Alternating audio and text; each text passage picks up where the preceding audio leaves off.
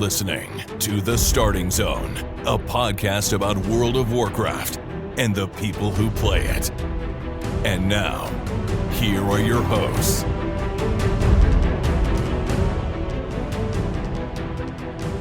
Well, hello and welcome to The Starting Zone, the podcast about World of Warcraft and people who play it. Today is May 9th, 2025, and my name is Spencer Downey. Thank you so much for listening and subscribing to the podcast. I'm joined today, as always, sorry, it's not May 9th, it's May 18th, by my co-host, Jason Lucas. Jason, throwing together the notes, knows that I just Ron Burgundy things sometimes, and so I did it with the date. It happened. We just didn't update the date, and there it is. Anyways, thanks, everybody, and Jason, how you doing on this fine Sunday?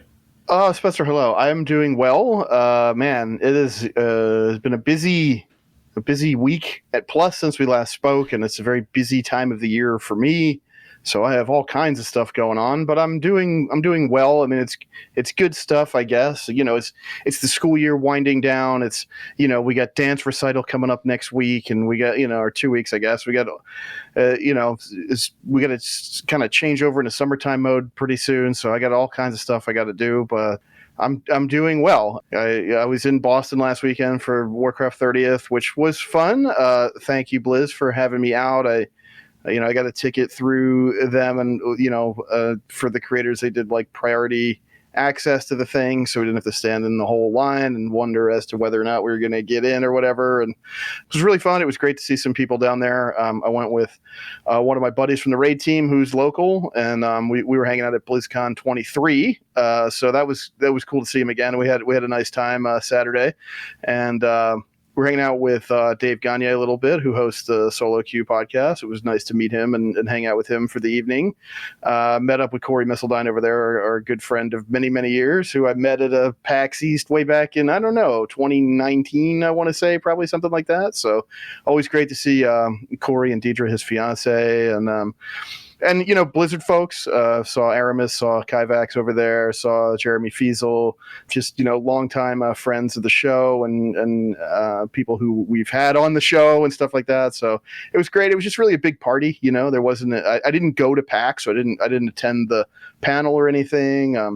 I didn't participate in any of the media stuff that happened with housing this week. We were just there to kind of hang out and have a nice time. And Power Glove was awesome. I love Power Glove. I've been a listener for many, many years, and they put on a great show on Saturday for everybody. They played a full hour, and they did the Pokemon theme, so I was thrilled with that. It was a great time. So thanks, Blizz, for putting that whole thing on and for having us out. And it was great. Can't believe it's been 20 years of WoW, man, and 30 years of Warcraft overall. It's just really weird to think about, but it was fun. It was a nice time, and it was like trying to condense a BlizzCon into about 4 hours, which is not possible to do. So it was a little tough on that level, but it was great to see some people that I would only see around such a thing, just to get a little taste of it, because we got another 16 months until the next BlizzCon. So it was nice to get out there and see some people. Oh, and I got to meet Soul So Breezy too. Soul was super nice. He's a super cool guy, makes some great WoW stuff. So it was really cool to run into him and just exchange a few words. And I forgot Taliesin, of course, holding court down there the whole time. Tally's always great to see at these events and everything. Just we had a great time. So thanks, Blizz. Yeah, Soul So Breezy is a content creator that I know Josh put me on to a while back. Devilor, friend of the show as well, put me on to his content and what he's been doing. So Josh always had a great eye for content creators. So that was certainly something that I checked out a while back. So I've followed Soul stuff for a little bit. Yeah, as far as seeing everyone else down there, I'm really glad that you got a chance to spend some time with folks, because it's been a long while. I certainly would have liked to have traveled down and done it, but as you said, it's about 4 hours, and it would take me 7 hours to drive there and another 7 hours to drive back, plus US pricing versus Canadian dollar, plus traveling through the border. So, it didn't seem like the 4 hours was something that I could commit to. I certainly, if we'd been invited down to try out housing and stuff like that at Blizzard Boston, that would have been a different story. I would have absolutely committed to that. It would have been more of a full day trip than just the 4 hour party. So yes, that was definitely part of the reason why I was not in attendance. But yeah, I'm really glad they do these celebrations. It's really important for the community, especially when we haven't had a BlizzCon in a bit, for folks to get together and see each other and celebrate together and spend time together. And you're saying the band was great, so really glad Power Glove was still rocking it out. So that's great to hear. Yeah, it was a great time, man. I kind of did it wrong because I should have gone to at least PAX Friday. I don't really love PAX East. It's not really one of my favorite shows. I've been many times over the years, but I didn't know that they were going to do like a Warcraft thing, a panel, until very late in the process. And then it's like, well, I can't get single day Friday at this point. Yeah. And my travel plans are already kind of locked in. So looking back, I probably just should have more committed to the idea of doing at least one full day at PAX and like making a real trip out of it. Instead, I spent quite a bit of time in my hotel room with my laptop, just playing WoW.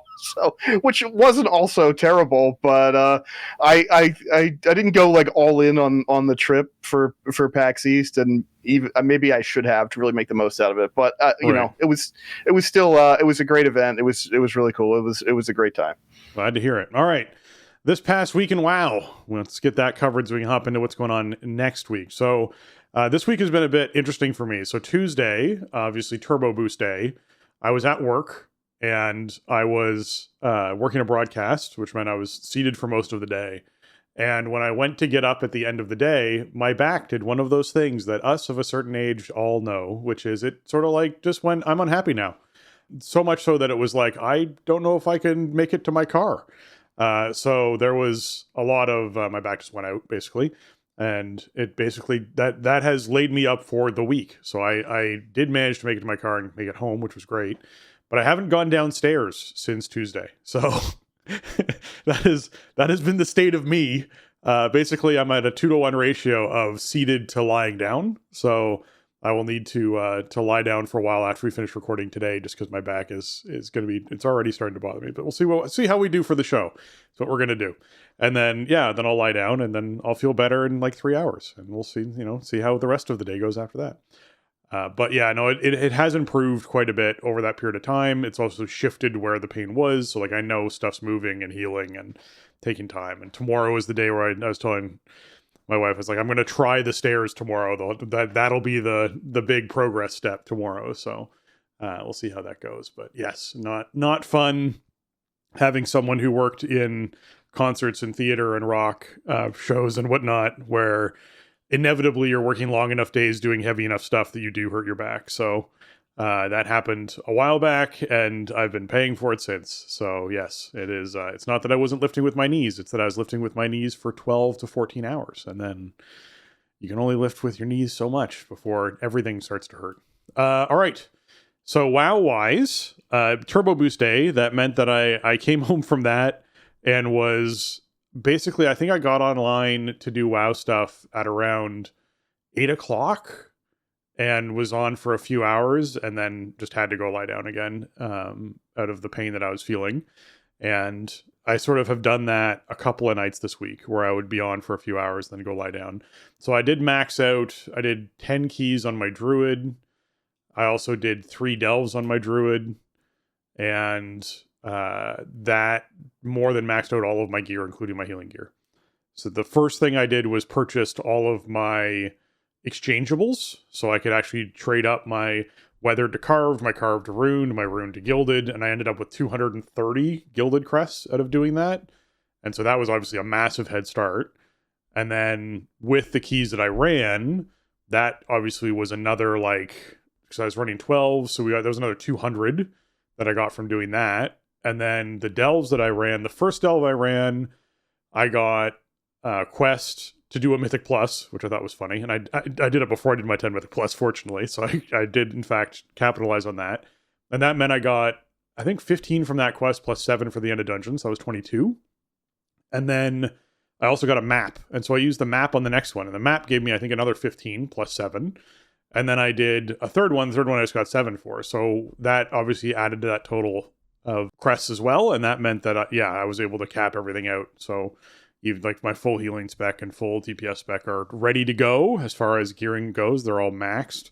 I do still have heroic shoulders. I do still have a heroic ring. So there are some things in there that could, obviously increase the eye level and help out there. But I think I'm 680 now, not equipped. I think I'm 679 equipped. So I'm up there item level wise, which is nice. And it's certainly it made 12s feel very different. Like it definitely, the stamina increase alone to me is always the thing I pay attention to with these sorts of item level increases. Because I gained 7 item levels in that, like this like on Tuesday, I gained 7 item levels by just doing the 230 conversion and then upgrading everything. And that was massive.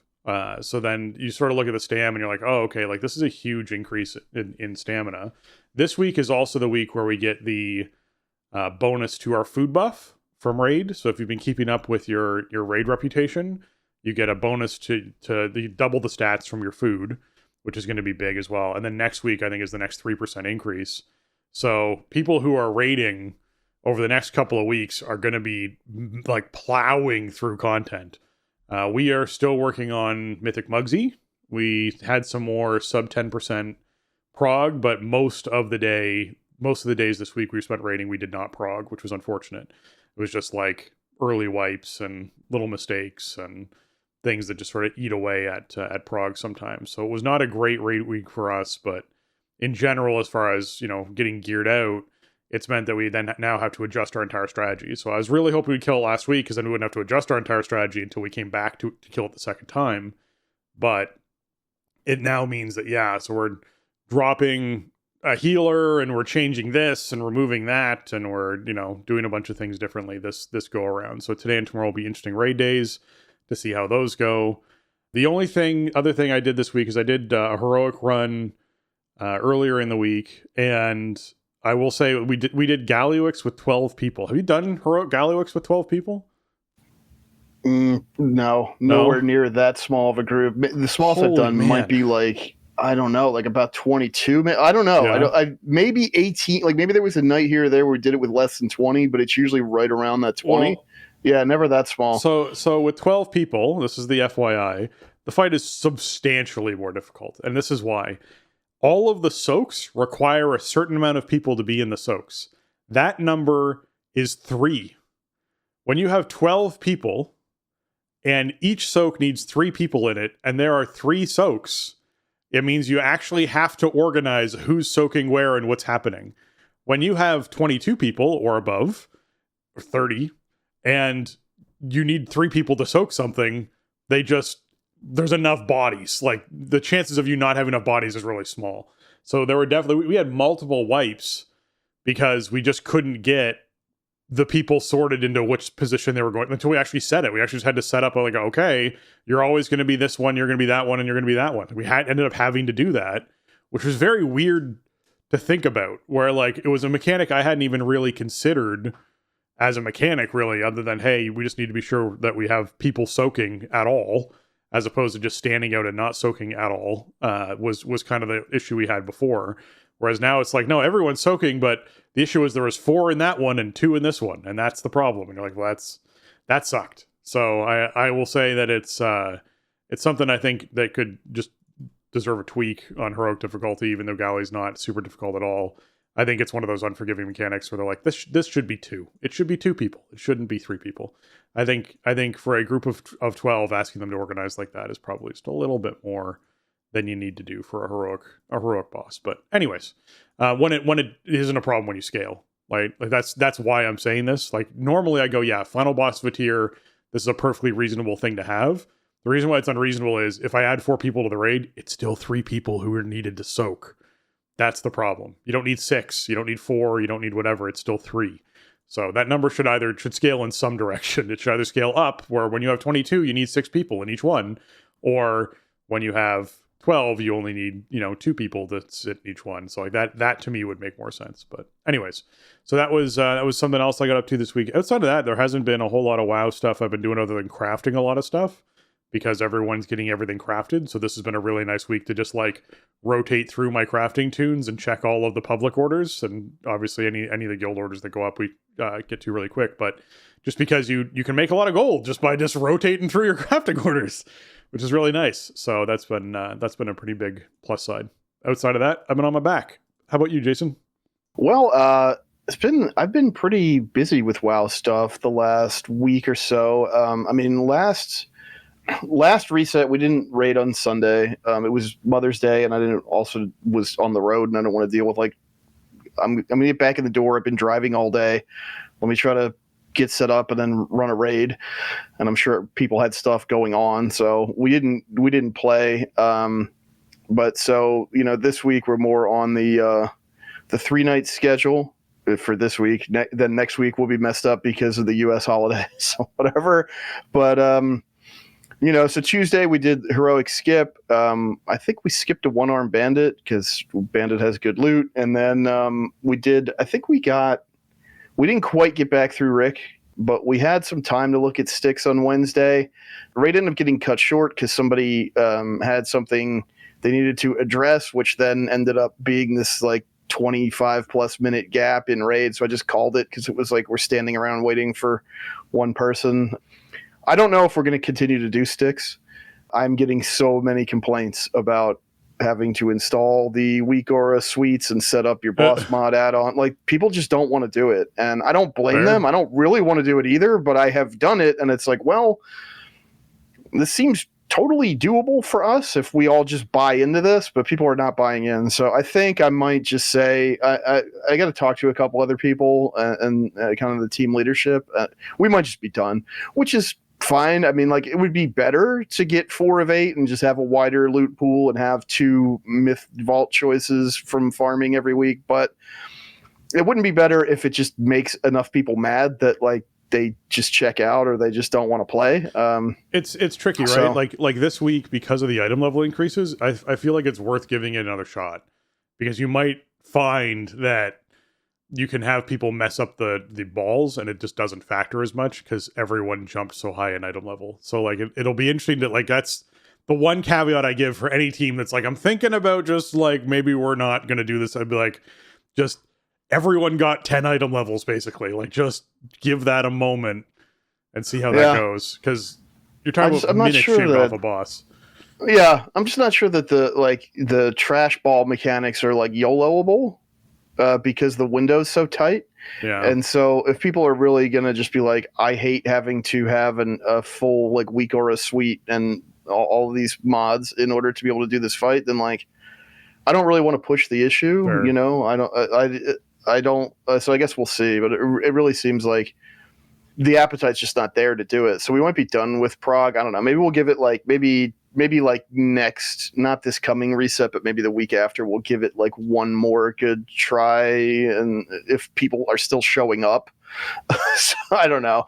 We're starting to get to that point of the season as well. So I don't know. It just kind of is what it is. As if we end up just like on heroic farm, if I can at least field 20 to get through like Rick every week, that'll be fine. I think those bosses are pretty easy. There's some decent loot. It's a nice vault. It's a lot of currency, which now matters a lot more than it would have this late into other seasons. So, hopefully I could keep the attendance at least at the level where we can farm the stuff that we've already killed. On the Mythic Plus side, I mean, man, yeah, I agree with you. Like, getting all the extra item level has made Mythic Plus really feel a lot different. Like, it was really noticeable in 12s, the big power boost. Also, as soon as I got out of raid, I bought my other BIS trinket and then got it. I have at this point item level maxed it out because I have my plus 12 resilience. The trinket's from the dungeon pool.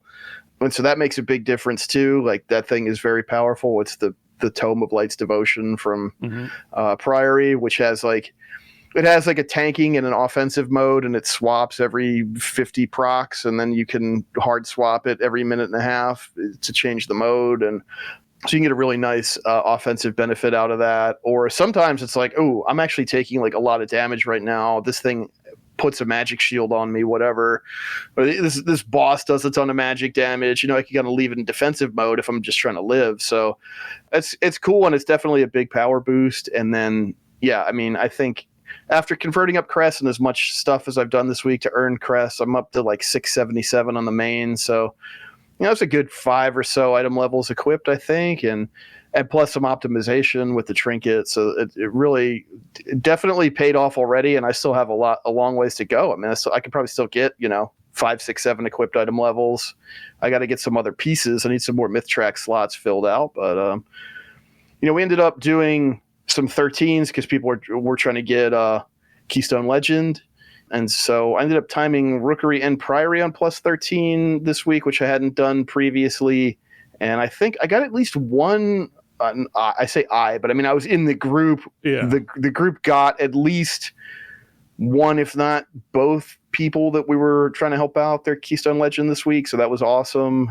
I'm up to 32 rating, and I'm only 2 dungeons away from 13 resilience, but I don't want 13 resilience. Like, I'm done. I'm not going for title. I don't care about my rating at this point. There's no other reward to achieve from the system. So it's like, I just want to farm 12s. I just want Vault. That's all. Vault and Crest. That's all I'm here for. So I'll probably end up getting it as a matter of course, just because we end up doing the dungeons. But like, yeah. I don't really want them. I mean, you can always drop the key, of course, but like, I have no desire to like, oh, okay, I got 12 done. Now I got to get up to 13. Now I got to start pushing into 14. It's like, I'm good. I have crested, the peak of the challenge and reward system for this season. So I'm ready to just pound out, relatively easy keys for my group for Vault and call it a week. So that's where I'm at.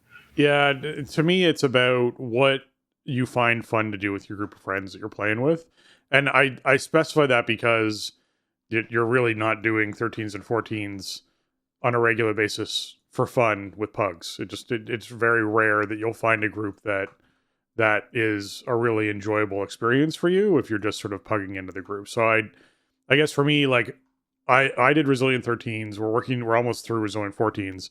And I think that just comes down to, we just have fun pushing keys together. And that's just an enjoyable activity. It has nothing to do with the reward system at all. And I think that's what you need if you're going to be doing that. If you are not enjoying the group you're playing with and pushing keys that way, I feel like it's I don't know. I cannot see enjoying that as much. I know that there are people in my guild who like are pushing 17s and 18s with pug groups, but are you really pugging with those groups, or are those like the same 15 or 20 people that you sort of are seeing on a regular basis in these keys? Because it probably is. And so it's probably closer to having a group of people that you're playing with regularly, is what I would imagine. But I mean, I could be corrected. You could feel free to write in if you feel you need to, but I don't know. I think it makes perfect sense to sort of hit 12s and go, okay, that's good. I mean, a lot of the keys we did this week, like we didn't push keys at all this week because we just did 12s and we just sort of rotate people in. It was kind of hilarious because it took me a while to realize it, but there were so many people who we got their Resilient 12 this week because we just were like, yeah, we'll just, so-and-so is playing right now, so let's get them in the group. And it was like 4 of us who regularly play together and then someone who was not part of that push group. And you'd just be like, you'd run 4 or 5 keys, back to back to back, and they'd all be different keys and they were all 12s. And suddenly that person now has their Resilient 12. And you're like, oh, well, that was really neat that worked out for them. And then you bring in someone different and you do the same thing. And I was seeing that a lot in our guild this week, which was just kind of neat to see that sort of being knocked out for folks and not be something that I guess was difficult to organize. So I was glad people were really on board with that, because it again, as someone who had the Resilient 12 already, it didn't really register with me as the importance of, oh yeah, you can't buy mythic trinkets without Resilient 12. You need to be able to do this. Like I knew that was a thing, but it wasn't present in my mind as a thing, because when you go to the vendor, it's just unlocked there, right? So the only thing for me is all the stuff I want to buy off the vendor comes from Muggsy, who we're currently working on, or comes from Gallywix, who we will kill after we kill Muggsy. So I'm not purchasing anything with my puzzling cartel chips this week because I can't purchase anything of any value yet. So what's the point, right? So that's kind of the situation that I'm in. If I was 100% going to be DPSing for the rest of the tier, I might consider buying a Best in Slots. But there's also that thing of Best in Slots is an item that, yes, is a rare drop, but also is something that's very sought after by a lot of people. And so a lot of people bought their Best in Slots this week from our raid team, which means when it drops, who's going to get the one that drops? Because everyone's bought it. So I'm like, I'll be the guy who gets the one that drops. That's fine with me. I'll just wait, because there's so many things that I want to buy. Because I do know things that I'm going to want for next tier. I'm going to want a Jasper's Diamond for sure. So that's 100% on my list. I'm going to want a House of Cards most likely. I'm going to want a Mr. Pick Me Up on Mythic difficulty as well, which again, like maybe that'll be something that drops and I get because most of our healers purchased that this week. I did not have my druid in for that kill. I had my evoker in for that kill, which means I cannot purchase it off the boss because the wrong character was in who would want to purchase it off the boss. And that's the system they designed for whatever reason they designed it. And then even though I have the achievement, which FYI I think should be the way that this works. If you're going to do something like this for a raid, if you get the achievement, you should be able to buy the item on any characters. But anyways, as far as other gear outside of that goes, I'm gonna want a what's the trinket off of Galley is the other one that I'd probably want that's out there. The Eye of Kazan. The Eye of Kazan is probably the other thing that I'll end up buying. So those are, I've just listed like 4 or 5 items, but those are things that are all kind of on my list. So it'll probably end up being Jasper's Diamond, Eye of Kazan, and Mr. Pick Me Up. That's probably what we'll end up buying.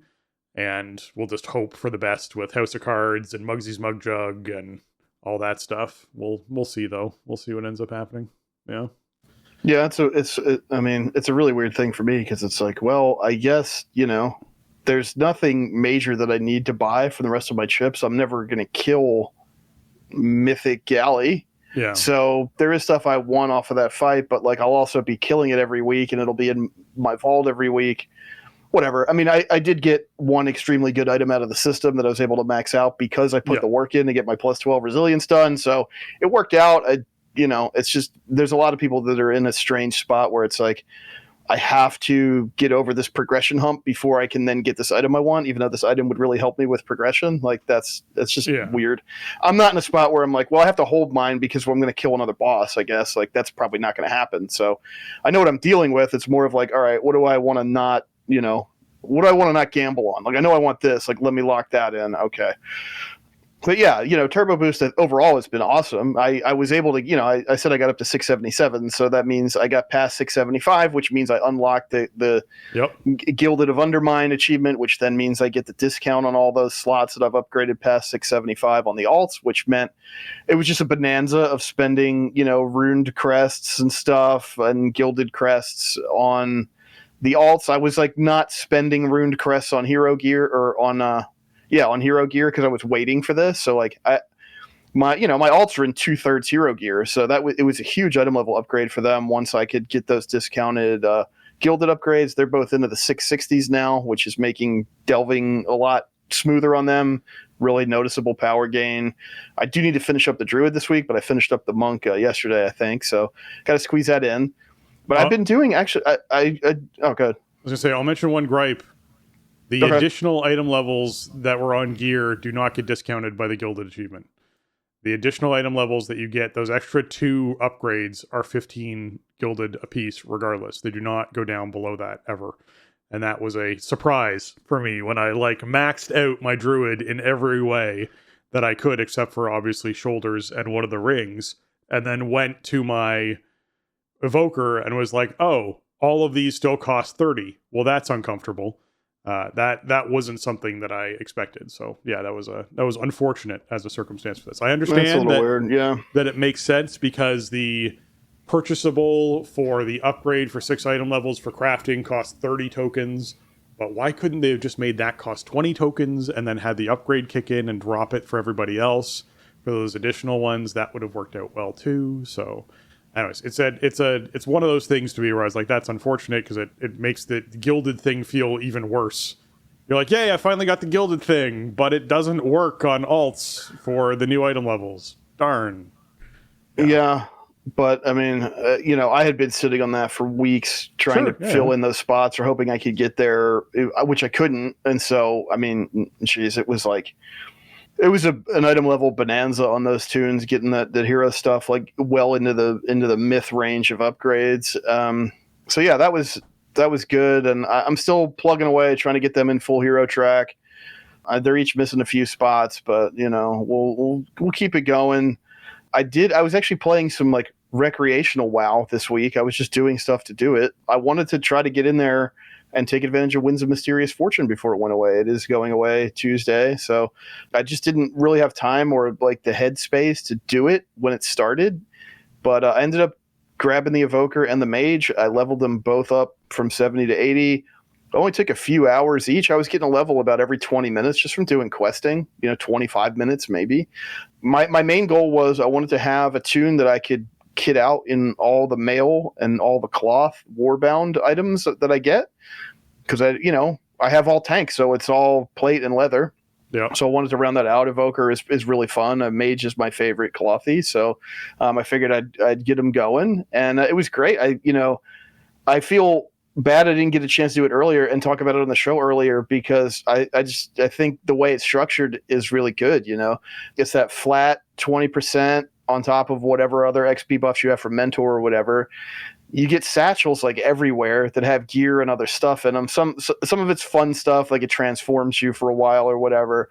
There's the consumable XP pots that you can get out of the satchels, which give you another 10% XP. And I mean, you get the satchels. Sometimes you just like get them from killing stuff. Sometimes you get them from completing quests. You get them from doing whatever you're doing.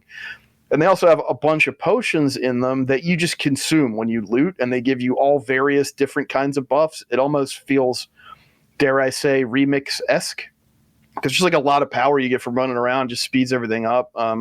I wish it was going to go on longer because I would do the rest of the stable if I had the rest of this patch to do it. But maybe if I have time tomorrow, like I could sit down and do one more tune. But I had a great time with it. It's cool to have those tunes set up, and also I've been slowly sort of taking the paladin out of the stable and just doing nightfall stuff, just trying to get him rounded out in champ gear. You get your weekly piece of champ gear from doing the scenario. Also, it's rep that I don't have, so just go around and do that stuff, do the dailies, and just get some items to fill in and get that rep going. I'm at like 6 or something. I haven't done too much nightfall, but I'm getting there. I'll be done in a couple weeks.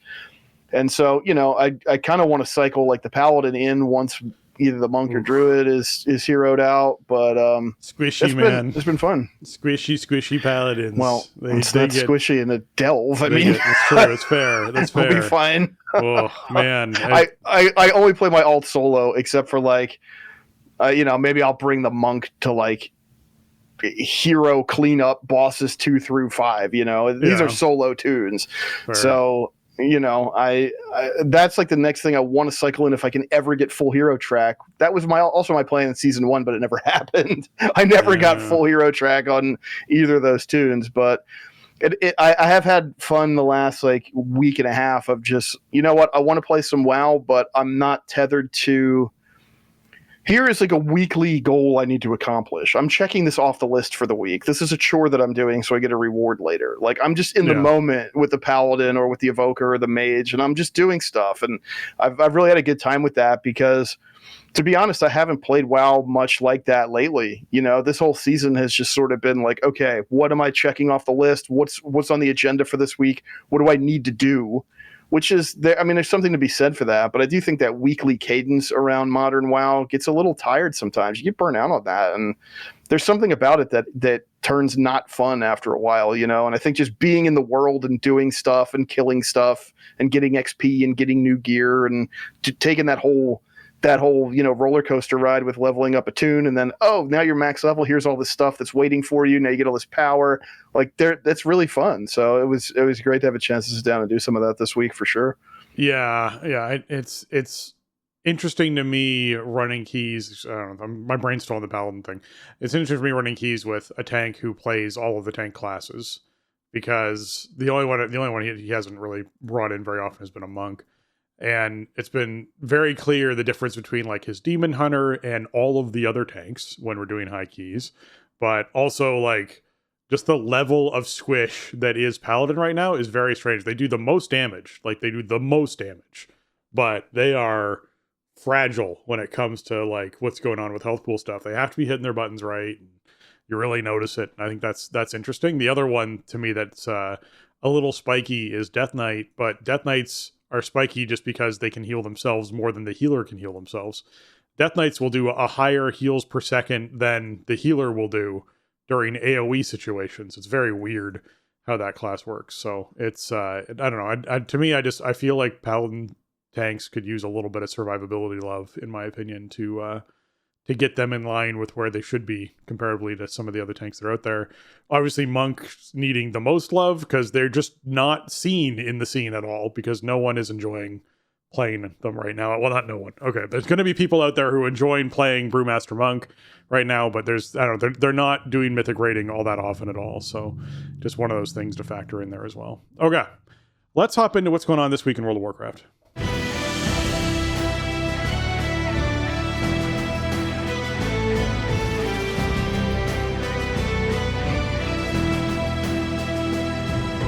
All right, this week in WoW is the War Within Dungeon event, meaning the Sign of the Warrior buff is up, meaning the final boss of each War Within dungeon drops an extra piece of gear when defeated, and there's a quest to complete 4 dungeons on Heroic or Mythic difficulty, which gets you a Heroic Liberation of Undermine gear box. So if you're someone who's still seeking a particular piece of loot from Heroic Liberation of Undermine and you didn't want to spend your puzzling cartel chips on it or whatever it was, or you're just trying to gear up an alt, this is a great way to get that done. Also, this quest is for 4 dungeons of Mythic difficulty. So you aren't not going to get the extra piece of loot off of Mythic Plus, but if you do 4 Mythic Pluses and you've picked up your puzzling cartel chip quest, this is a great way to contribute towards completing that quest. So these things kind of align if you didn't get around to finishing it last week. So just keep that in mind. For this week, you can the multiple ways you could complete that quest. It was killing raid bosses, which LFR did count for, or you could do Mythic dungeons. And so this is a way to sort of sync both those up at the same time. So just keep that in mind. Yeah. Also, they have increased the rate at which Warbound gear drops from Keystone dungeons, which I did not benefit from so far this week. But that is a thing. I mean, there's a lot of good reasons to do dungeons. And yeah, if you think about it in a way, this is like a free puzzling cartel chip blind pick. That's what your heroic boxes, although I guess it could be all kinds of stuff that isn't on the vendor. Yes. But yeah, it's pretty nice.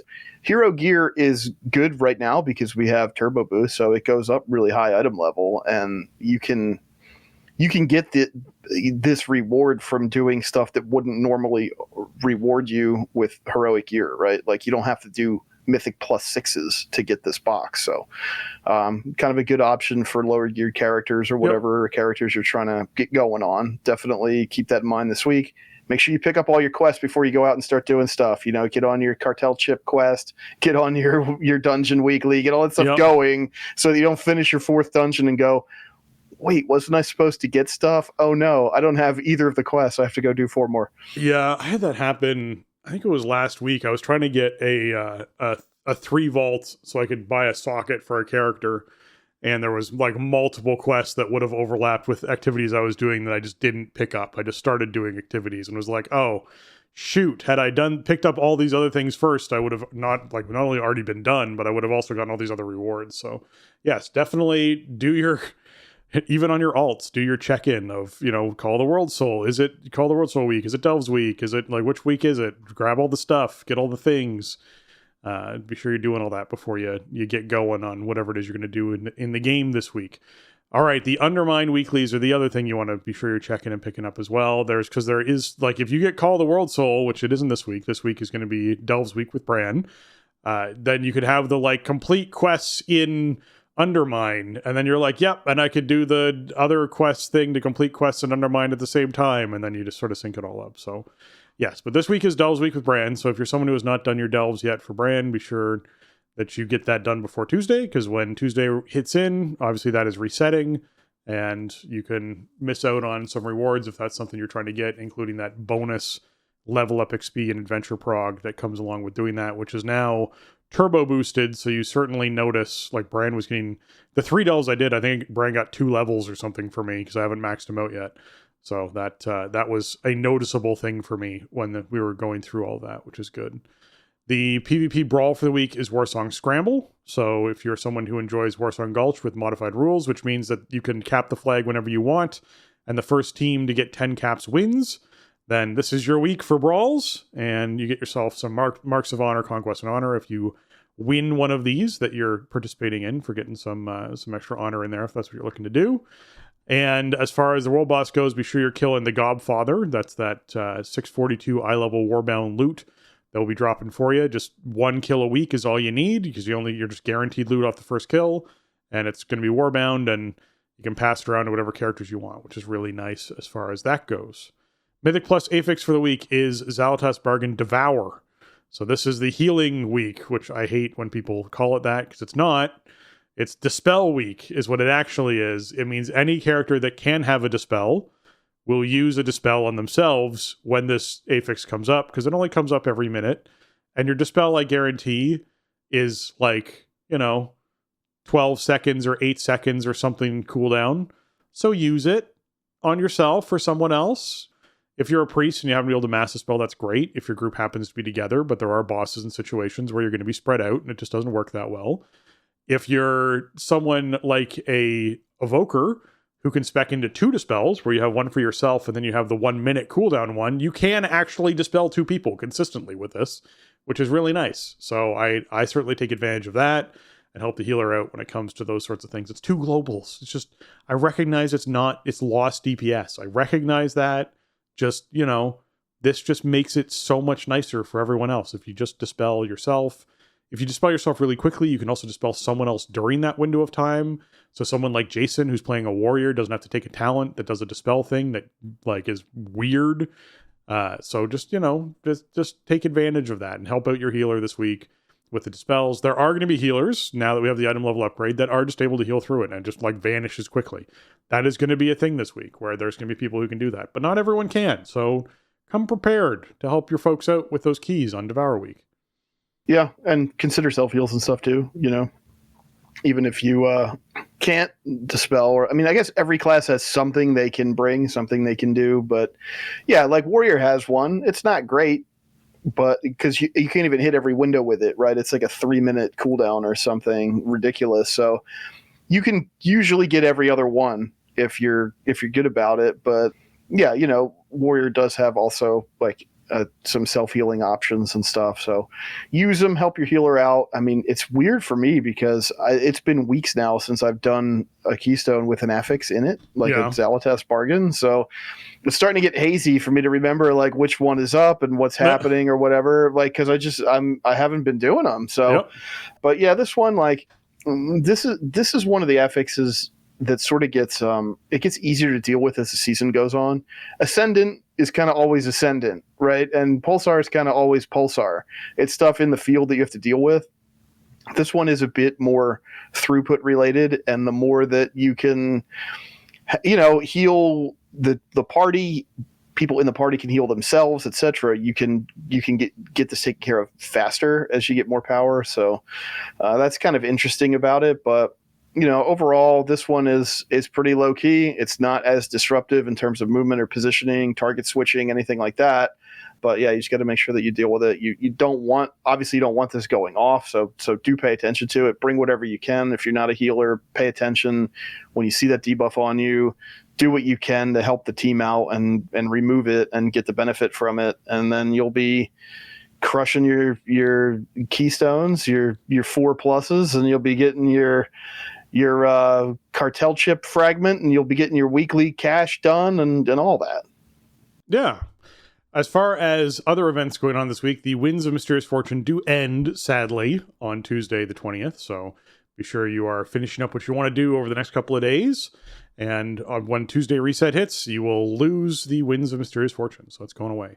Horrific Visions will, however, take its place. Horrific Visions begin on Tuesday with reset, and Wednesday, obviously, in Europe.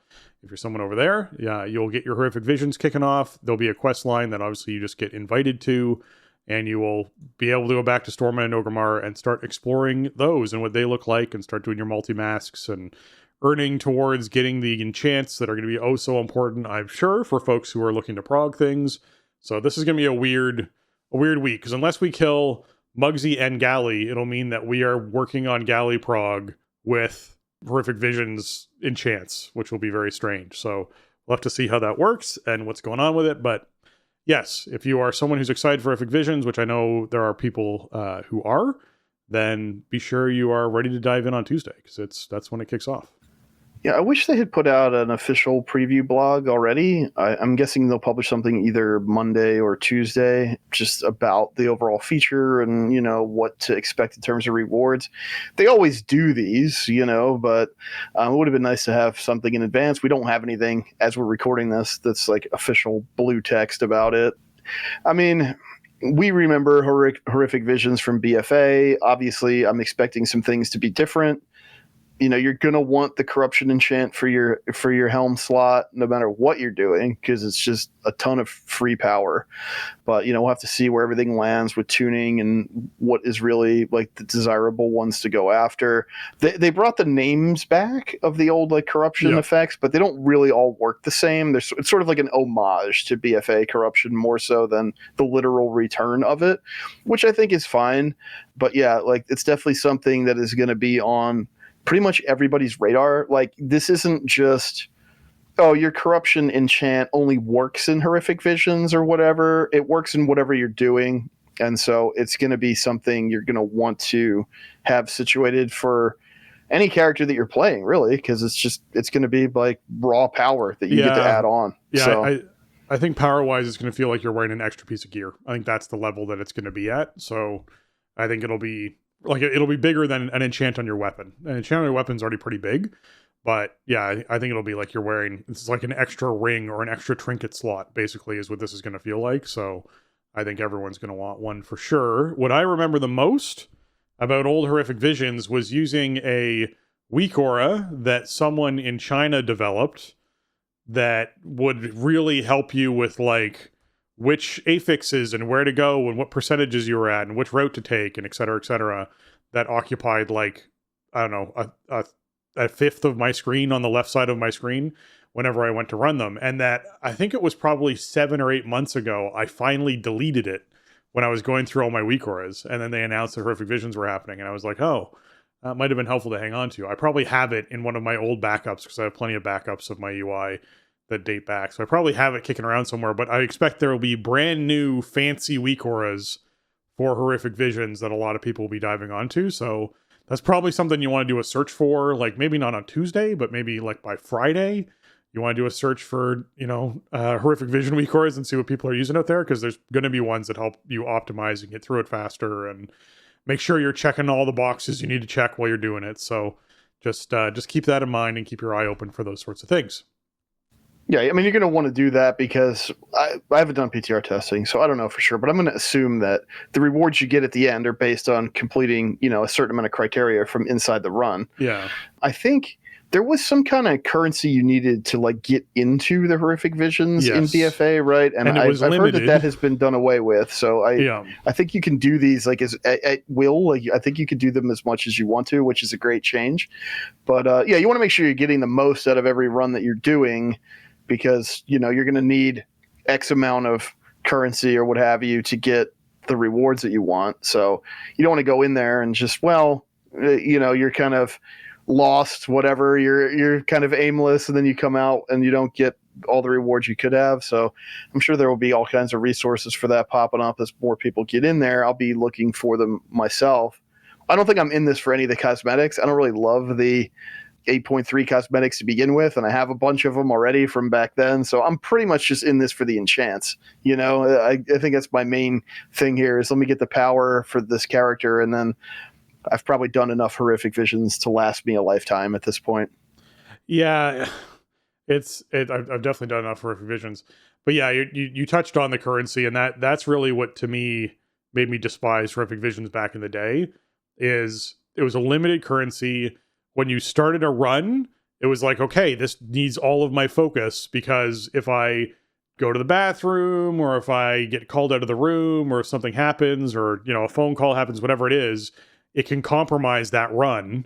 And by compromising that run, it means that essentially you have now wasted that one-time currency that you can only earn every week. And you essentially will now have not gained, you'll be behind on the power track from everyone else, is what it ended up being. And it was like, I was heavy into Mythic Rating. We were doing, Hall of Faming all of BFA. So BFA was like a really important expansion.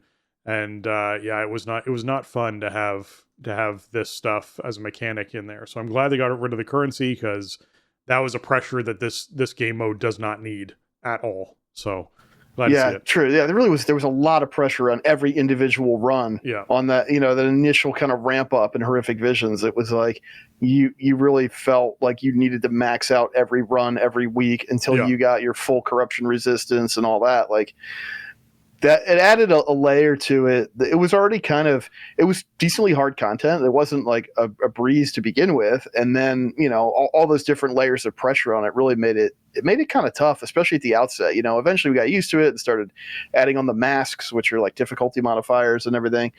And it was like, okay, yeah, this is fine. But then for me, it became really time consuming because I was doing it like 6 tunes or whatever. I would just go through and, collect everything every week. But yeah, that initial ramp of like, man, I can't afford to mess this up. Like I have to get at least this much out of this run. That didn't feel great. I'm hoping we don't feel like that, with this round. Yeah. All right. As far as hotfixes go for the week, Paladins got themselves a resolve for an issue they had with Radiant Glory and Avenging Wrath, and how that interaction was not behaving properly. So that got fixed. And Marksman Hunters had something where dying while channeling rapid fire could keep hunters in combat upon resurrecting.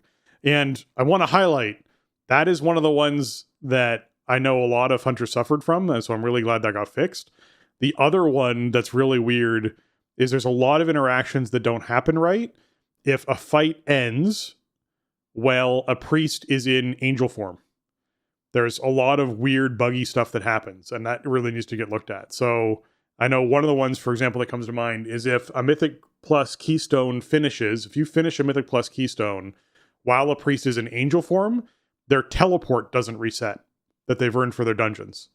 So if they use the 8-hour cooldown teleport to teleport to a Mythic Plus dungeon, and they are in angel form when the dungeon ends, it doesn't register for that they've completed the dungeon and reset the cooldown on.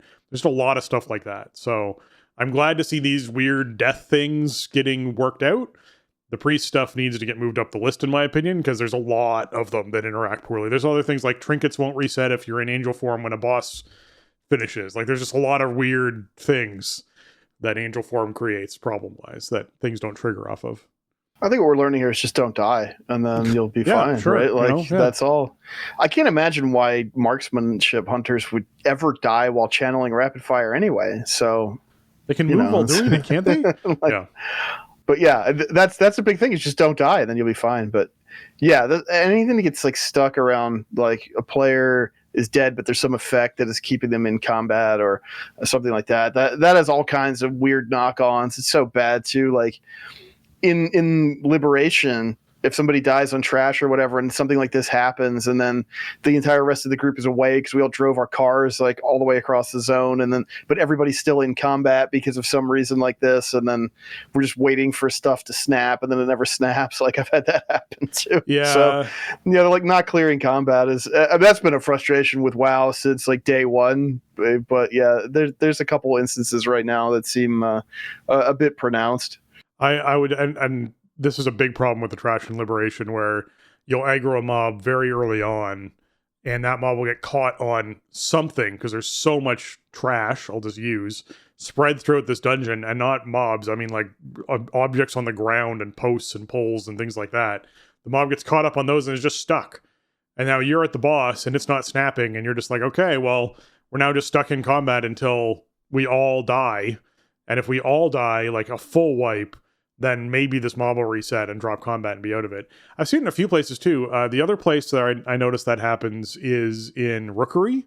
If you do that very first pull in Rookery, and people stand up on the awning, which is a key place for a lot of range choose to stand, sometimes one of the mobs from that trash pack will teleport to the awning and then just be untargetable and locked in combat, and you cannot get them to be targetable, and you're just locked in combat for the rest of the dungeon. That mob is just there, keeping you in combat. It's very weird, but that is I've had that pull, like I've had the casters in that pull like evade bug when somebody's like up out of range like that, and that's really bad because you can't interrupt their lightning bolt cast, which starts getting faster and faster as they keep casting it. So yeah, it happens.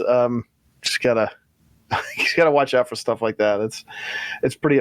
I mean, I think we had that happen on the 13 that we were doing this week, which we ended up timing. But at first, it was like, oh, geez, like this is already cursed, right? Like, Yeah, you have that kind of thing happen.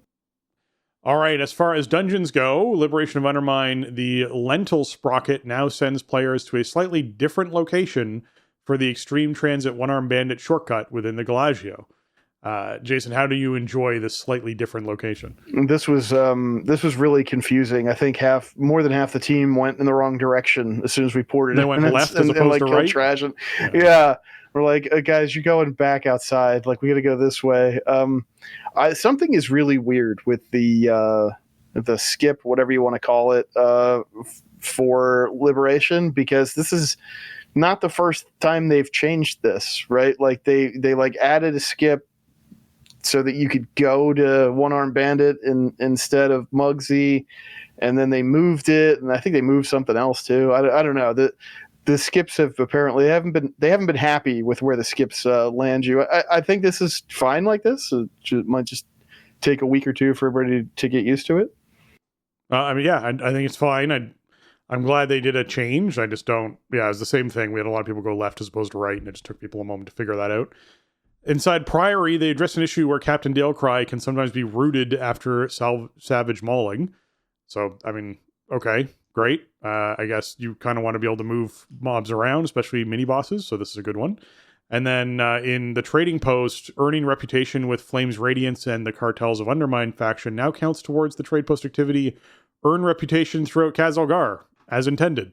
So yes, those now count, which means if you're someone who isn't doing the older reputations of this expansion and is just sort of focused on the newer ones, you can still get the trading post benefit from that. So that's good to see as well. That's cool because this is like reps that people are more likely to be working on, right? So you're probably not done with Cartels of Undermine. Maybe like the main renowned one. I don't know, but you might not be done with Flames Radiance either. These are the newest reps, so they should count.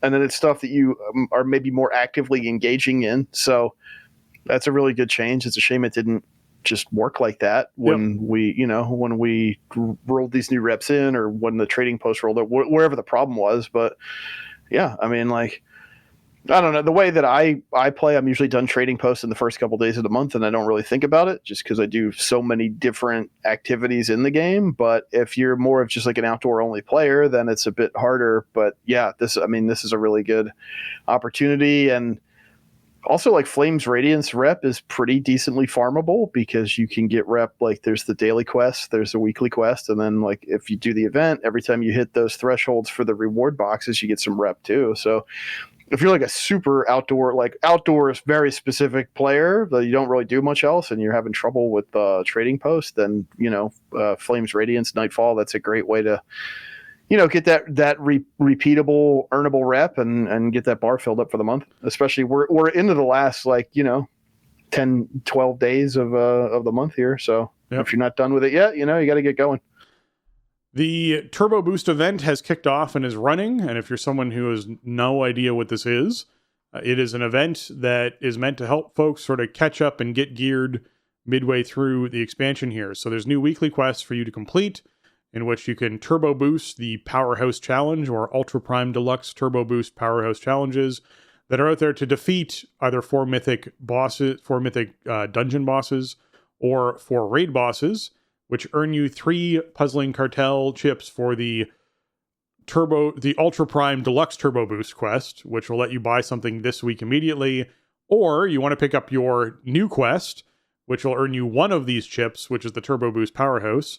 And that chip will then, obviously, over the next 3 weeks, you'll be able to earn another piece of gear that you can purchase. These pieces of gear require you to have either killed bosses inside of the raid for you to be able to get gear off of them, or for you to have essentially done the 12 Resilience 12 to be able to get mythic gear out of the dungeons. Otherwise, the dungeon gear you can just buy as dungeon gear you want to buy with these tokens. They are something that are limited. You're only going to get a total of 12 of these overall. 9 of these overall, because it's 3 now and then 6 later. So yeah, you're going to get 9 of these overall, so 3 items. So just keep that in mind. The vendor for all of this and where you pick up these quests are just outside the bank inside Dornegal. So if you're heading into the bank on the right-hand side on the wall, which is hard to see, there is a poster, and that poster is the quest. And next to the poster is the vendor, where you turn in this sort of stuff for that gear. As well as this, there are delve improvements that are going on, which also boost Brand's experience, the Delver's journey progress, as well as some additional rewards from the Delver's bounty chests at the end. So delves have gotten themselves a facelift that sort of helps you not only hop through the journey faster, but also get yourself some better rewards and make them more repeatable and earnable for those crests. If you're doing 11s, you can get those gilded crests from doing delves. I don't know if you can get more than the 21 per week when it comes to the baselines that you get out of the chest for doing 11s. I don't think you can, but you can get them. You can get a little bit more because there's an extra bonus with the map. If you use your Delver's Bounty map on an 11, you get 10 more during this event. So it's a little bit more, but you got to use your map on an 11. Then the profession update is the other thing that happened in here, where you can actually add an additional 3 or 6 item levels to your gear, depending on what you're looking to do. If you're someone who only has enough crests to be able to buy the 3 upgrade, you can buy it twice. It doesn't cost you anything extra other than having to recraft twice, which is going to cost you some gold every time you recraft, so keep that in mind. But you can upgrade your gear those additional 6 item levels to keep up with the rest of the system that got bumped by 2 item levels for all your gear. So that is another thing you can do with professions, and that is located across from the leatherworking and skinning trainers. If you go across from them, there's the trade house. That trade house has someone out front on the right, where you would normally buy the tokens you use to be able to do your crafted gear to begin with. They now have 2 additional items on there you can buy. So that is the Turbo Boost event, if you're someone who's been missing out on that. The crafting thing is really nice because there's been this sort of penalty, if you want to think of it in a way, on crafting. I mean, there's an item level tax, right? And also at the outset of this expansion, it was really expensive. You were kind of giving away 15 crests, maybe 30 crests, depending on how you think about it, for that upgrade. It was a week. It was a week's worth of crest farming. Yeah, it was a full week's worth of crests, and you couldn't get all the way up to the top end of the thing. You still can't get all the way up to the top end of the thing, but this stuff is cheaper, and the new stuff is exactly the same as just buying the item level upgrade. It's 30 crests for 2 upgrade levels. Yep. So that's really great. That I just did that like right away, basically. Got my embellishments leveled up and everything. I guess the thing to keep in mind about Turbo Boost going forward, because this week was different, right? They wanted to sort of, after the outcry about the changes that they were doing to the cartel chips, they had to walk some stuff back. And the big change was they said, okay, well, week 1, you'll get all 3 fragments at once, and you'll get your first chip week 1, and you can go buy whatever you want or save it until you unlock the thing you want to buy. Going forward, we are not going to be getting an item every week. This coming week's reset, you'll get a third of a chip, and then you'll get the second third the week after, and the week after that, you'll get your third, then you'll have a full chip, and then you can buy your next item. So, and then the process will repeat one more time before the end of the season. So just keep that in mind. Don't be confused. If you did your chip this week and you got your thing, and then next week you go do your stuff, you complete the quest, and you're like, what the heck, why can't I buy anything? It's because we got a little special bonus for week 1, and going forward, you got to do 3 weeks in a row in order to get your chip and buy your item. And just to emphasize the one point there, you're not getting fragments of a chip. It takes 3 chips to buy an item. You're earning 1 chip a week. So if you get a chip this week and you're like, hey, I got a full chip, Jason must be wrong. It takes 3 to buy an item. So just factoring that in. You got to look at the vendor. Yeah, Ian Hazukosis did an interview with PC Gamer this week talking about how they kind of missed the mark with some of the time gating, and I agree with some of the points for sure. I think this whole thing with the puzzling cartel chips and all that it's hitting a bit late, and it's hitting a bit weird, and even still, we still have 6 weeks until we're all the way out through it, and then the season's going to be pretty close to. It's not going to be over yet, but it's going to be real close. So yeah, I think they could have rolled these in a bit earlier. It's going to be really weird now, and like we talked about earlier, there's a weird sort of strategy people have to adopt. Like, how do we even spend these? Am I going to kill a new boss? Am I going to wait? Am I going to hold on to it? Am I going to use it? Yeah. So it is what it is, but just keep that in mind. Like this was the only week where after completing the quest once, you're buying an item. And we'll be saving up and trying to squeeze stuff in probably right before the end of the season here, I guess. We'll have a few weeks to enjoy our gear, but it's, I think a lot of people will be done with whatever they were doing for the season by the time even that second reward comes in, let alone the third. Yeah, it makes me worry / wonder a little bit about what the item level jump is going to be for the next raid in Season 3.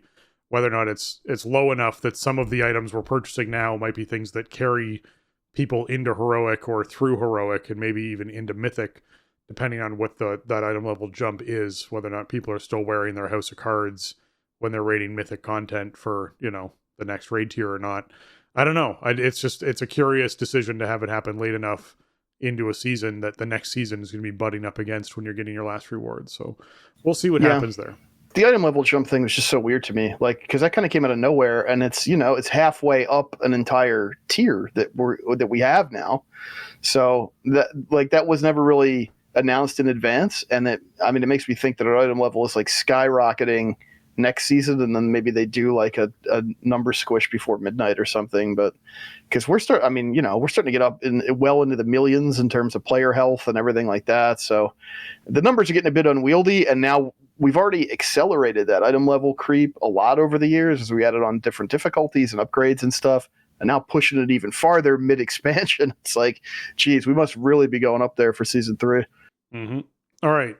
Legacy of Azeroth in 11.1.7, the PTR development notes, the Greedy Emissary returns. This is the Diablo crossover event that's taking place. So be aware that they've done some updates to that on the PTR for folks who are out there testing. It's now available for testing, that event, and you'll encounter the deviously greedy emissaries in Stormwind, Orgrimmar, Dornogal, and Undermine for diabolical rewards, including a mount. You won't want to miss out on these truly iconic recolors of the Tier 2 armor sets. We talked about this last week. This is the Tyrael's Charger recolor along with Tier 2 recolors. And Treasure Goblins spawn every hour in Stormwind, Orgrimmar, and Dornogal. In Undermine, each rare can spawn a portal when they're defeated, 1 per rare per hour.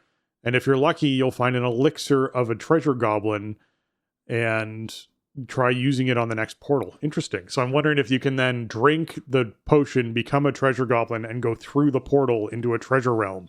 That's what I'm curious about. We don't know, but people can go out there and test it and tell me. So who knows? We'll have to see how that goes. The other thing we're seeing in there, just before you, is new settings on the assisted highlight. The highlight and the suggested highlights in the action bars, they are continuing to iterate and improve. That is something that's going to be up there on PTR testing for you to check out. And they removed the help tip for minimizing the spellbook. So that's no longer a thing that gets popped open on your screen, off of your screen where you can actually click it and you can't really get to it. So that's not a thing anymore. So yeah, keep that in mind.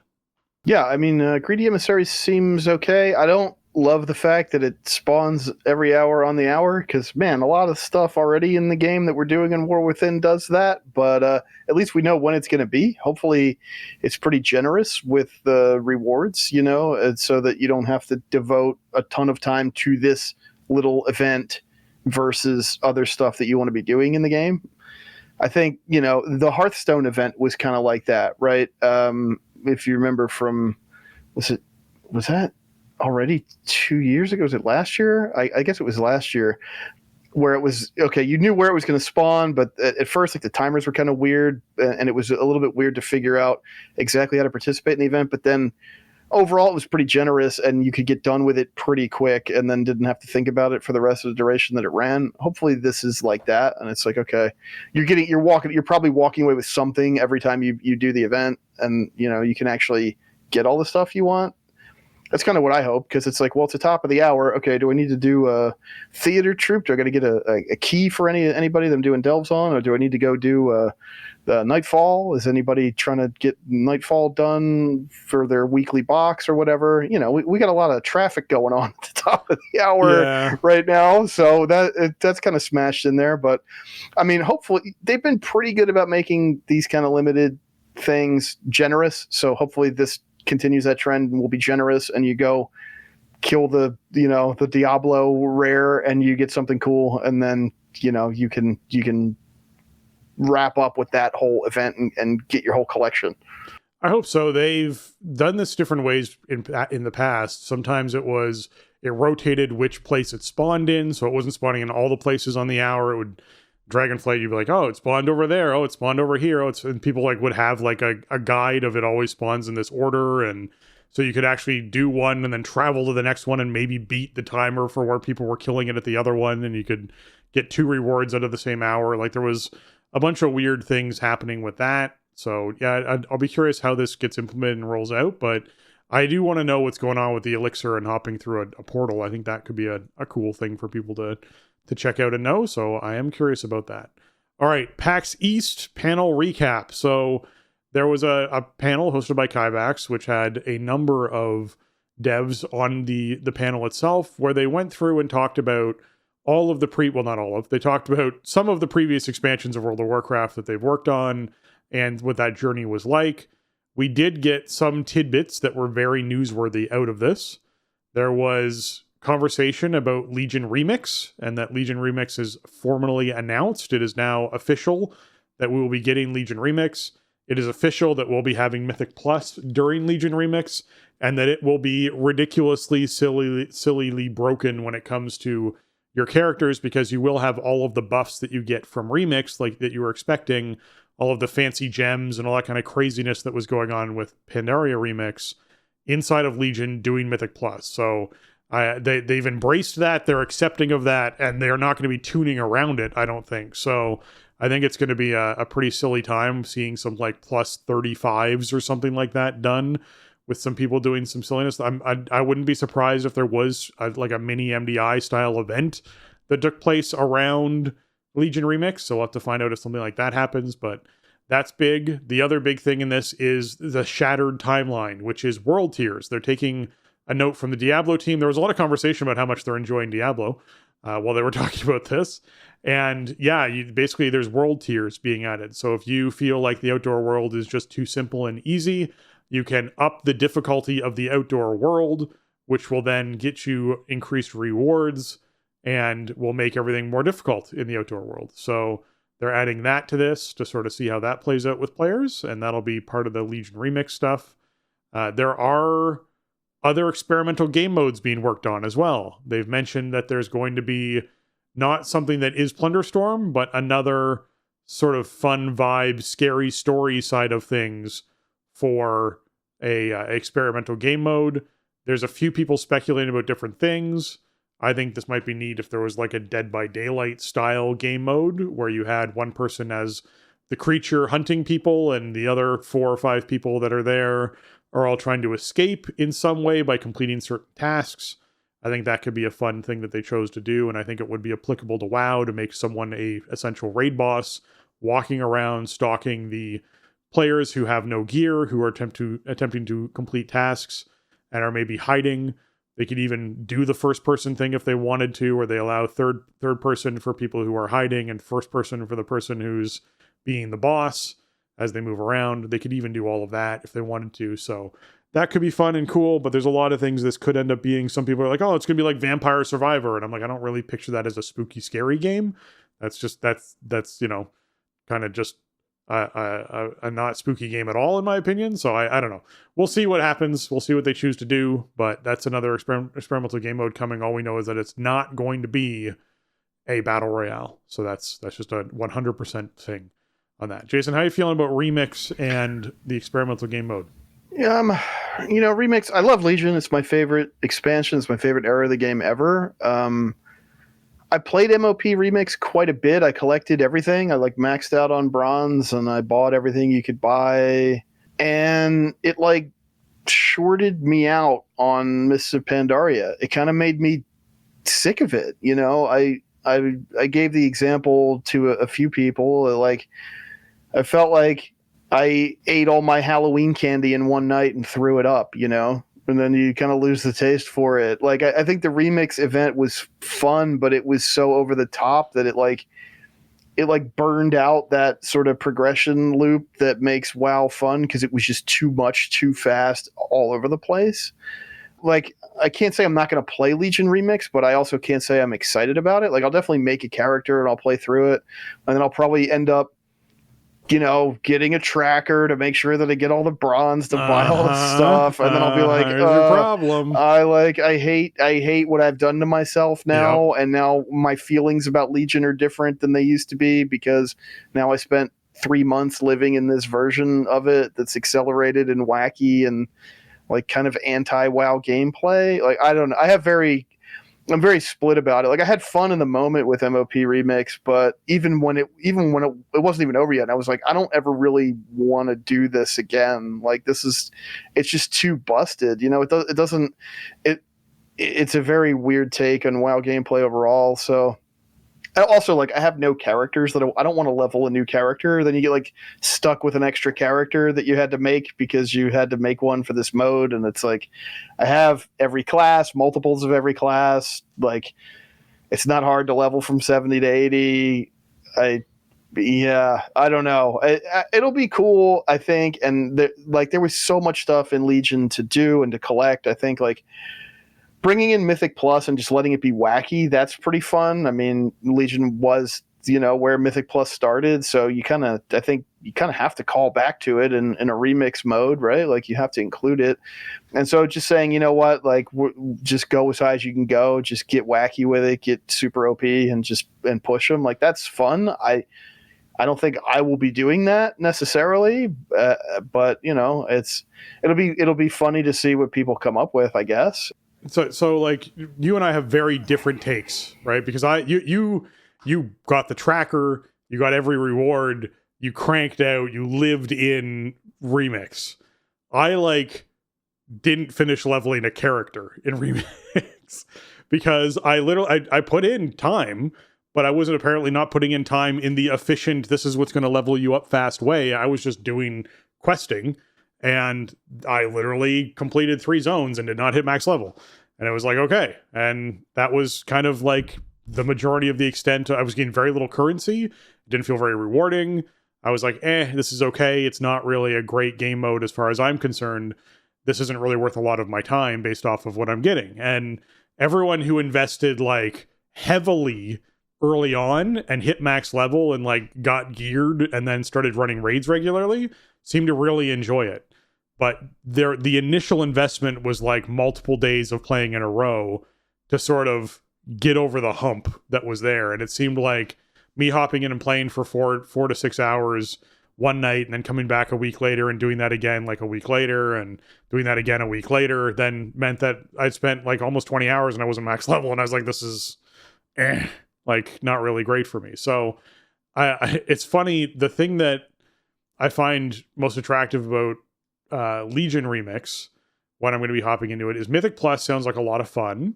I think I might get involved to do Mythic Plus, but honestly, the thing that's like low key, I'm curious how this is going to work. Do you remember how good gold was off of missions from the mission table?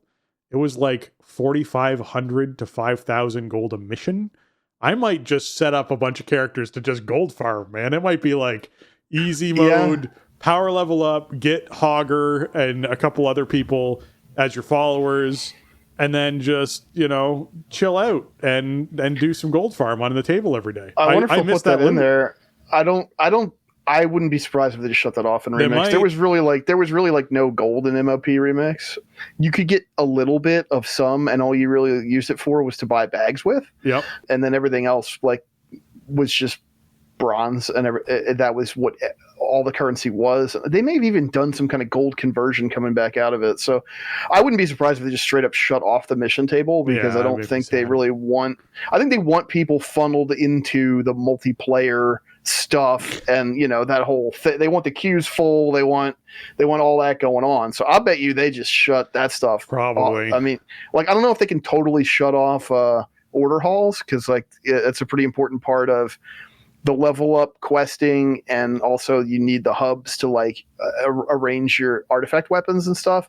So like you'll probably be able to go to the order hall, but I'll bet you that the mission tables are either off, or like maybe they're reconfigured so they just award like bronze or something. That would be kind of weird, but I could see them going one of those two ways with it versus just porting them straight over.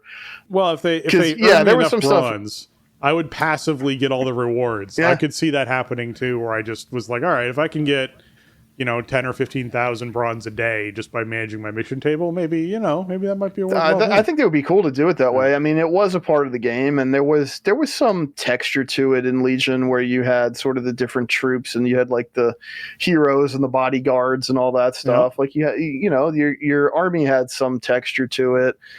I think it could be cool if it was like another source of bronze and just like a different way to experience it and still like work on your collection. That could be cool. Yeah. I mean, I wonder when this is. They didn't say when this is slated to come out. I mean, you got to think it's going to be the last 2-3 months of War Within into Midnight, and we don't really have a super clear picture of when that's going to be. But that the timing might factor into this as well. If it comes out at a busy time for me, that's going to definitely cut into the amount of time I can spend in it. I definitely think. I had like many characters done in MOP Remix. I forget how many that I came out with, but mostly because I had multiple characters going, so I could do multiple sets of dailies, so I could get enough bronze to just be done with it because I could buy out all the vendors, right? So, we'll see how it all gets set up this time. I didn't, it was a whole weird thing. I played so much MOP Remix that I just was so ready to be done with it. By the time that last day hit, I'm like, this is the day. I'm clearing out the vendors. I am done. Like, man, that felt so good. And like, that's a weird thing. What you feel good is like playing the game, right? I'm finally like done. Yeah, but like the first, I'll say like the first 6 weeks felt really good because I was on the way up. I'm leveling up, and then I'm getting a lot of power. Then I'm getting an absurd amount of power, and then we're getting all the content done. Awesome. And then it was like, okay, well, now it's just this for another, month and a half or whatever. And it felt less good, but there was still stuff that I wanted. So it was just kind of this. Yeah. Now we're just stepping down every day, every week in terms of how much fun playing it is. But I'm flat in terms of like I need to keep getting these rewards. It's a difficult balance, but I'm in general, I'm just putting out there that I really enjoy when they put in events that I can complete in 2 weeks. Like I think that is a great window of time where like if I put in a little bit of effort every day or every other day for 2 weeks, I can get everything done and be done and not have to think about it. I really enjoy those events that take me out of my regular loop of WoW. I have my regular loop of WoW, which is a lot of time I dedicate every week to doing raid and dungeons and staying relevant and being ready for mythic stuff that I'm doing and all that. Like I have that normal loop.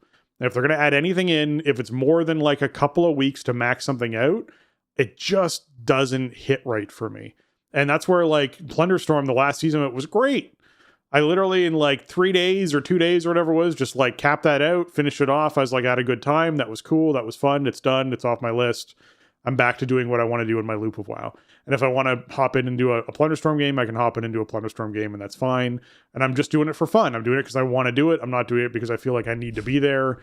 And it's similar to what you said. Like you did the first 6 weeks, which to me is already beyond what I would want to do for Pandaria. And that was the upcoming and sort of what was going on. But as soon as you hit that week 6 mark, you're like, oh, it's just this for another 8 weeks. This isn't going to be great. This is going to suck. But that's how I'm going to get all the rewards. So I kind of have to do it. And like that is not where I want to be. So I do think that there's a lesson there of finding a better amount of time to earn the seasonal only rewards or the event only rewards about what's happening with these things that take you out of your normal loop and really going, hey, if this is like 2 to 4 weeks and then 2 to 4 weeks of like 2 to 4 hours of playing a week or maybe 4 to 8 hours of playing a week doing our event. And then that's it. You've maxed out everything. Finding that balance, I think, is really important for a lot of these sorts of things. You mentioned you weren't sure when this was coming. I will say that the 2025 roadmap turns green at the end of autumn and into winter. And it's like Legion green. So my assumption is we are seeing it sometime between like the end of November and sometime in January or February is where this is going to be dropping. It's going to be in the winter at some point. So we don't know, but that's what the entire band for winter, spring, and summer of this year have been this like nice yellow, and then it just starts to turn green in autumn, and then it's really green in winter. And the only thing you think of with that is going into Legion Remix. So, yeah. Which kind of makes sense, right? You figure season 3 will probably be like August, September sometime, and so we'll be like pretty deep into that by the winter months, and then remix is maybe 2-3 months, and then maybe a new expansion at that point. Maybe this is fuel for the no season 4 argument, which I think would be fine.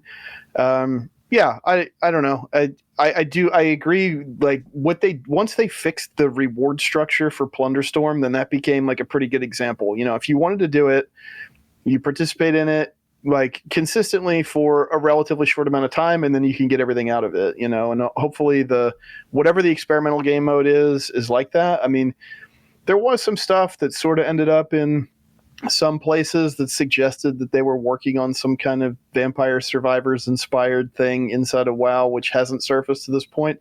Granted, none of that was ever really like confirmed in any kind of a way, but it was something that was out there a while back. I mean, I love that game. So if it's some kind of like bullet hell type thing or like reverse bullet hell type thing inside a WoW setting, like that would be really fun to me, but it doesn't seem like what they were pitching at the PAX East panel. So, we'll see. We don't have any more details on it right now, but that might also be an interesting kind of gap filler, after, I don't know, maybe Midnight Season 1 or something, get it late in that process. We'll see. But I like them kind of going out and doing weird stuff. The Plunderstorm really wasn't my favorite thing ever. I didn't play Plunderstorm Volume 2 at all, but I had an okay time with it the first time around. I do like the fact that whatever they're doing next is not going to be a battle royale. I think we kind of have seen the potential for that in WoW, and it's cool. It is what it is, but I definitely am into seeing something different. So I wouldn't expect that soon, though, because like, how do you slot that in? We got .7 coming up soon, and then we're going to be right into season 3 and all that. So this is going to this is something you want to drop in towards the end of. I don't like. It's not going to be the end. We got plenty of stuff going on to round out season 2, and it'll be season 4 is where they'll look to do something like this, I would imagine. So we'll see. Like just to tide over people who are like, I don't like season 4s. Why do we do season 4s? That's where this will live, in my opinion. Yeah, it might even be this expansion, really, because if go, with remix is going to be a long term thing, and I think it'll be. I don't think they want to step on that. You want to. Again, you want to funnel people into the stuff you want them doing. If you're running a remix, then you want that to be sort of people's side game or whatever to check out. And I don't think you want that competing with an experimental mode. So I don't know. I mean, obviously they have a lot of stuff going on. They're developing a lot of different features and game modes all at the same time. And, figuring out, I think that was a big reason why they staggered so much of the 11.1.5 stuff. And then, which was okay in some ways, except some of it probably didn't need to be held back. And then also the stuff they launched with was, bugged to all hell and didn't really work right the first week. And that turned a lot of people off doing it at all. And then it's like, well, there's nothing different to do because I'm not going to do the broken thing. So trying to figure out where you slot in all these different little flavors, I think that's kind of tough. It's like there's so much stuff that you're trying to get people to pay attention to or that you want to give people to check out. But how much is too much, I guess, at a certain point. Yeah. Okay. The other thing that came up at this little past weekend that we had was housing and some discussion around housing with response community requests and that sort of thing. So there was a bit of clarification on decor acquisition, and really it's sort of been defined as a different kind of endgame where we have decor items that are going to be from not only past content you've completed on your character, but they're going to be rewarded essentially retroactively. So when you log in after housing has gone live, if you're someone who has the, I beat up Onyxia, I'm going to use Onyxia because they always use Onyxia as the example, then you're going to be able to hang Onyxia's head in your housing right away because you will have that item. However, you'll only have one of them. They're not going to allow you to have like 6 heads of Onyxia because that doesn't make sense. So there is going to be a limitation on some of these decor items where like, hey, if you can put a, Ice Crown Citadel throne inside of your house, you're not going to be able to put in 4 of them and have the table that they sit around. You're going to put in 1 and it's, you can shrink it down really small and make it like a baby chair if you wanted to for like a Murloc or something. You could do that. It's all fine. But it's one of those, you can only have one of them. So keep that in mind. And the biggest thing for me was just the concept of the acquisition being retroactive and being something that people will go back and explore older content and maybe participate in things like time walking and time walking raids a little bit more often to try and earn or get these items. Like you're talking about, like being able to put warglaives over your fireplace because you went back and did time walking, Black Temple. That's pretty neat. So just keep that in mind. And I think it was great to get a little bit more information about housing. It's something we're all looking forward to. And I think that it's it can't come soon enough, to be honest, for people to be able to dive in and enjoy that feature. Yeah, I think it's going to be huge, man. I mean, it's something people have asked for a really long time. Not me. I mean, people, longtime listeners will laugh listening to me say stuff like this because I was kind of vocally like, no, don't do housing. Don't bother. I don't want to be decorating my house in WoW. I want to be out having an adventure. This is not a good use of development resources, whatever, and I think that was true at the time. I mean, you keep in mind that like Blizzard outright purchased Proletariat, which was a whole studio that had a shipped game that they were supporting, and rolled them into Team 2. And they, that's sort of the team that has taken the lead on building this feature out. Like they massively widened the pipeline. It's not like we're getting housing because they're going to stop doing some other thing. They have scaled up and brought on some talent to, actually build out this feature that people have been asking for forever. So I think that's a big plus. And, one thing I think that the team really put forth is, the first housing release is just that, it's just the first one. This is an evergreen feature. It's going to be in WoW forever. It's going to be expanded upon just like other elements of the game get expanded upon all the time. And, they're going to continue to add features to it and just build it out farther and farther. So it's really cool. I mean, they had like a preview event that you've probably seen some YouTubers and stuff put out content about this week. And I mean, it's really shaping up. And the number one thing that you're hearing is like, this is the best version of housing in any kind of game like this. And you're seeing people who are,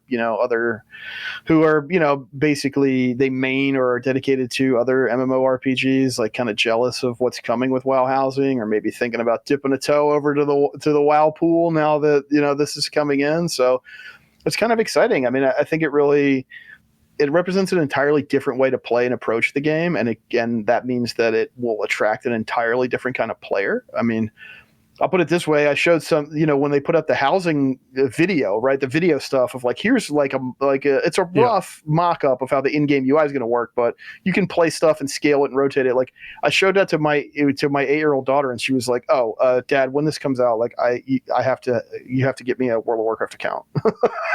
Right? Like, because she loves the games like that. Like she's a big Animal Crossing fan and everything. And like, this totally speaks to her in a way that like we can relate to it together.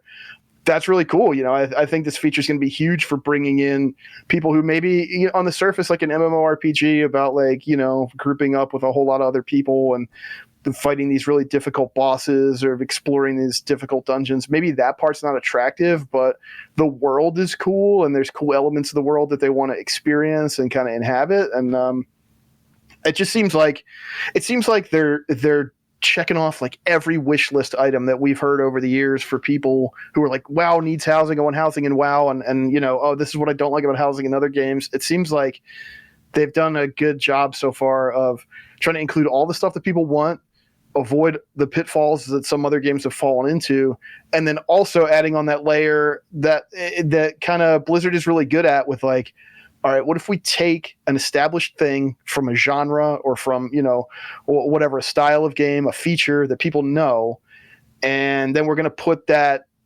extra layer on it. We're going to take it to that extra degree that people aren't expecting. And I think that's really like what they're trying to do with the system. So it's cool. I mean, I think it's going to be huge for the game overall and for the game's future. It's really gonna broaden the audience, and it's gonna add a lot of value to all the existing content, right? Like there will be better reasons to go back and check out old stuff and, work on your old professions and all that kind of stuff. It just livens it all up. Yeah. I'm really looking forward to meeting the players who play the game for the housing content. Like, because there's going to be a large group of players who get into World of Warcraft and basically play the game solo, living in their own neighborhood with their house, decorating their house the way they want, having their friends move into their neighborhood, them decorating houses and going, okay, there's this really cool thing that's out now, or whether it's trading post based or whatever it is. I'm going to go do these tasks to be able to get this one thing so I can put it in my house. And that's the motivation for them to do it. It's not about the gear. It's not about the item level. It's not about the character power.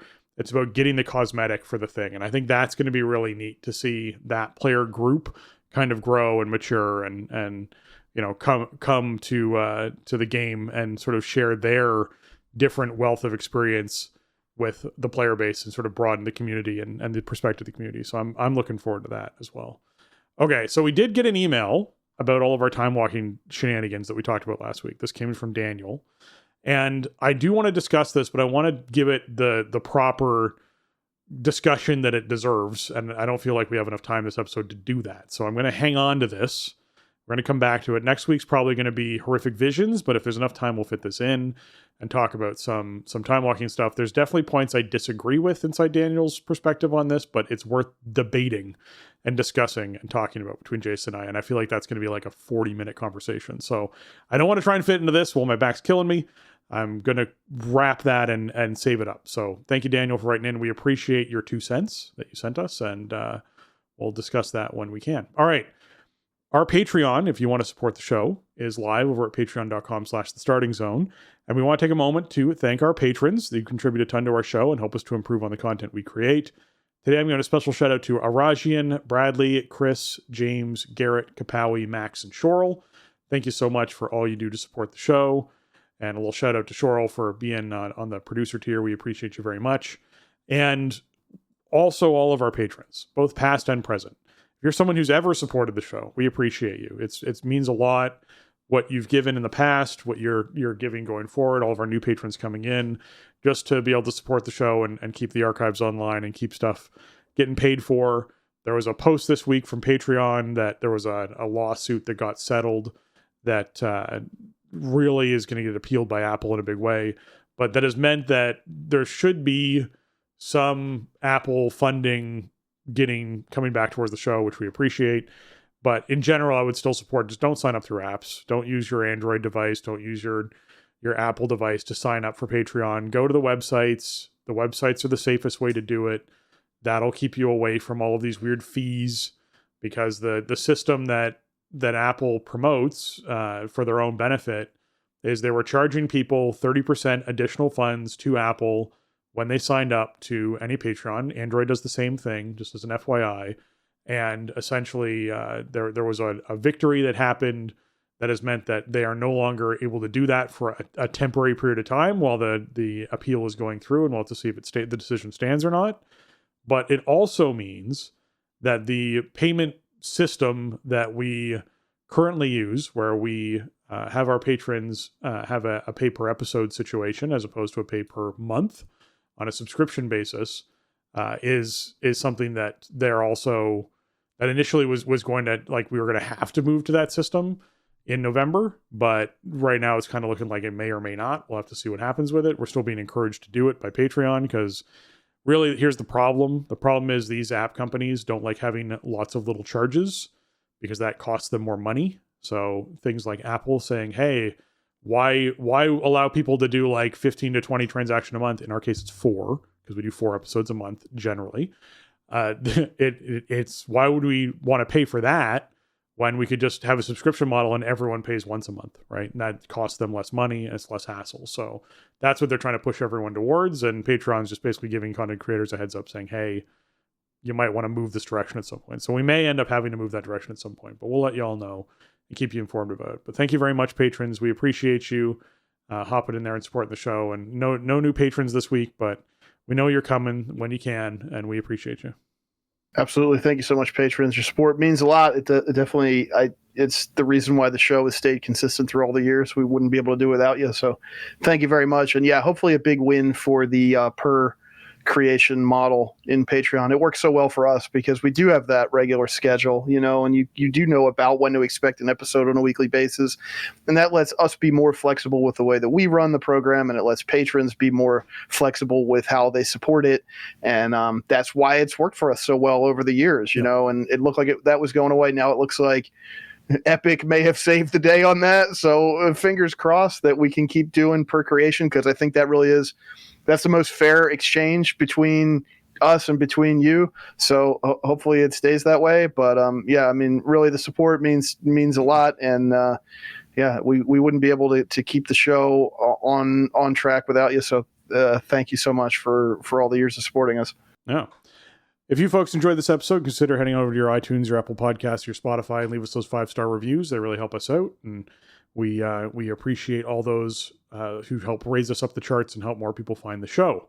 That's going to wrap up episode 684 of The Starting Zone. If you want to check out show notes for this episode or leave us a comment on the show, you can head on over to thestartingzone.com, the official website for the Starting Zone podcast. If you want to contact the show and leave us your feedback or ask a question, you can email us at thestartingzone@gmail.com or reach out to us on Blue Sky at thestartingzone.bsky.social. or on Twitter at The Starting Zone, or on Discord. You can join our Discord by going to thestartingzone.com/Discord.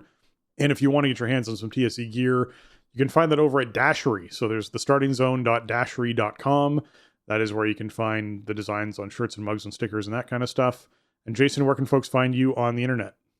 You can find me on socials, on Twitter over at Shieldwald, and on Blue Sky over at jlucas.bsky.social. I do check both sides, so mostly post on Blue Sky. I don't really post that much anyway, but if I have something to say, you can probably find me saying it over there.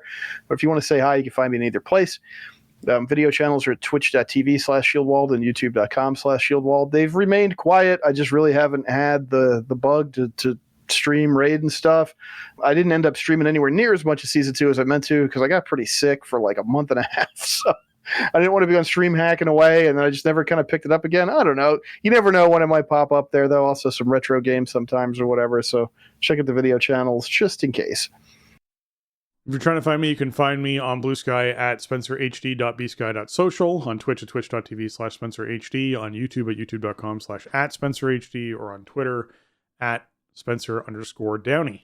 And with that, for Jason and myself, we want to say thanks for listening, and jobs done.